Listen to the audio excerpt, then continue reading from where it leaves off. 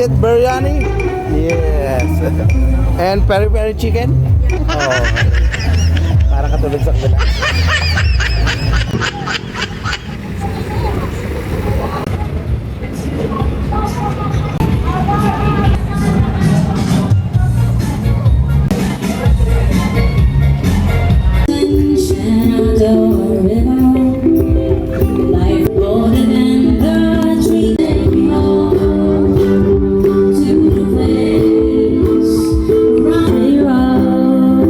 Welcome back to my channel mga ka-vlog. Nandito po tayo sa City Hall ng Quezon City. Ayan po siya. Oh.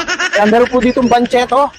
So yun po ay food fest ng iba-ibang klase mga pagkain. Pero ang maganda po dito mga ka-vlog, meron siyang international food here. Pero ako nakita dito, Pakistanian food, ay nako, Gaza food, Arabian food. Nako, titikman din po natin yan mamaya mga ka-vlog. Kasi hindi ko pa po natitikman yung mga biryani, mga Arabian food na ganyan-ganyan. So ikutin po natin itong bancheto dito sa Quezon City. Ayan. And then kung kayo po ay ngayon lang po nakadaan sa aking channel mga ka-vlog, this is your Sir Pabs, ay please do subscribe at hit na rin po ninyo yung notification bell para every time na may new upload ang inyong Sir Pabs ay kayo po yung unang makakanood. Naku. Sige, ganahin na po natin. Tikman na po natin yung Bancheto Food Fest dito sa Quezon City Hall. Let's go. Kaya mga ka-vlog, ikutin po natin dito sa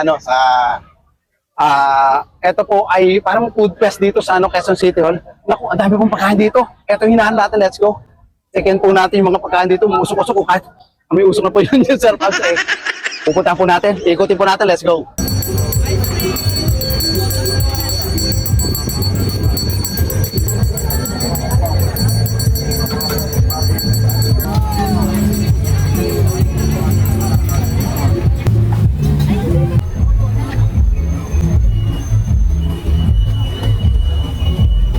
Anong tawag dito?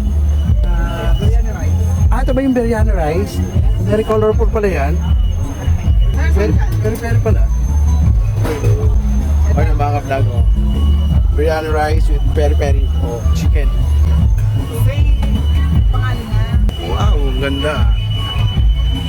Sauce on the side.